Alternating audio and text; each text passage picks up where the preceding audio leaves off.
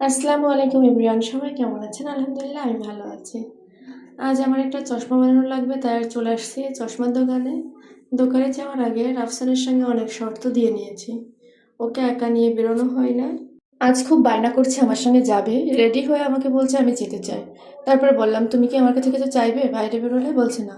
কোনো খেলনা কিনতে চাইবে না, কোনো জিনিস কেনার জন্য বায়না করবে তা না, প্রমিস করলো যে না আম্মু, আমি কোনো রকম কিছু চাইবো না তোমার কাছে। এই বলে দুজন মিলে একসঙ্গে বেরিয়ে পড়ছি।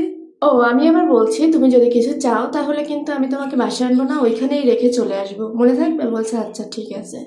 এই পর্যন্ত সব ঠিক ছিল। কাহিনী তো শুরু হলো চশমার দোকানে ঢোকার পরে।